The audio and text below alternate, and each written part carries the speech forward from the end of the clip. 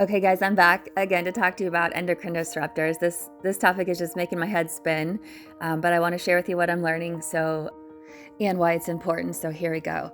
There's thousands of animal studies showing the disastrous effects of endocrine disruptors on wildlife.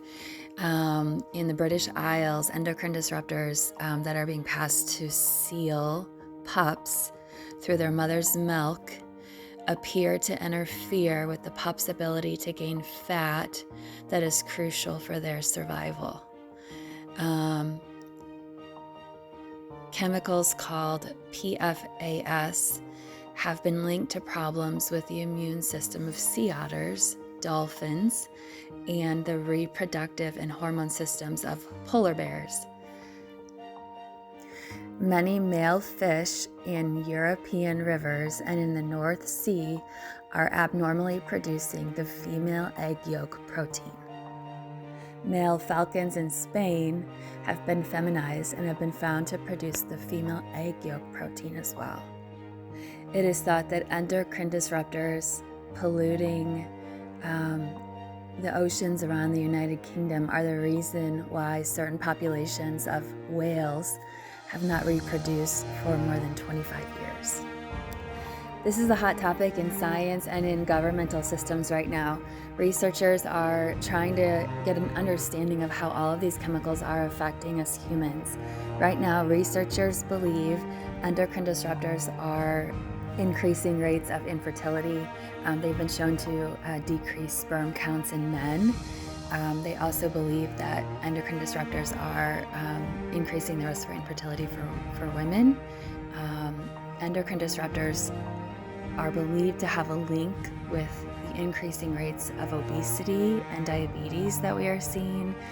And endocrine disruptors are believed to also be a factor involved in the increasing numbers of cancer and the increasing numbers of children with attention deficit disorder and with hyperactivity disorders.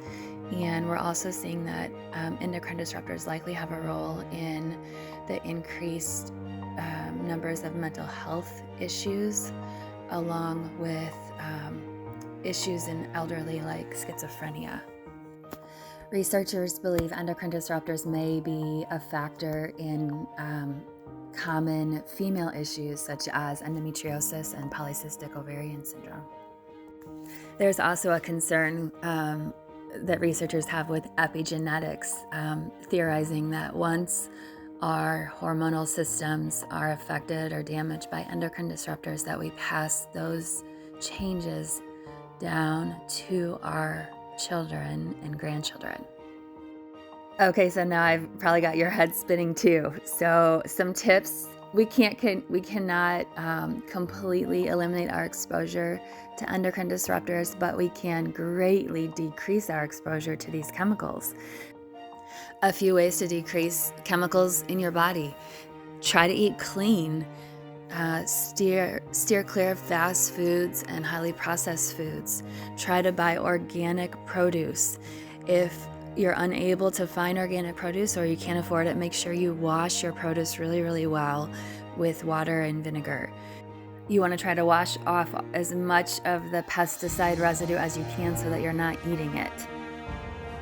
Try to get rid of as much plastic in your house as you can. Get rid of that plastic cutting board. Try not to use plastic Tupperware containers, plastic plates and silverware. Instead, try to use glass or stainless steel. Avoid non-stick pans when you're cooking. I recently heard that one scratch on a non-stick pan releases thousands of chemicals, and when you cook on that, you're just eating all of those chemicals. Try to use pans that are cast iron or stainless steel instead. When you are choosing beauty products or hygiene or menstrual products, try to avoid products that contain triclosan or parabens. Also, try to avoid products that have PFAS in them. This is usually labeled somewhere in the name of the chemical with a fluoro, or also might say PTFE.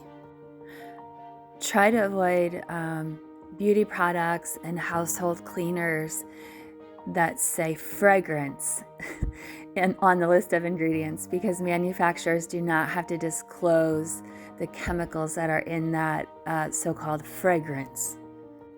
Try to use natural household cleaners such as vinegar or baking soda as much as possible. Dust and vacuum often to decrease the chemical particle dust that's laying around. It's best to use a vacuum with a HEPA filter. Consider getting a HEPA air filter for your home and change that filter frequently.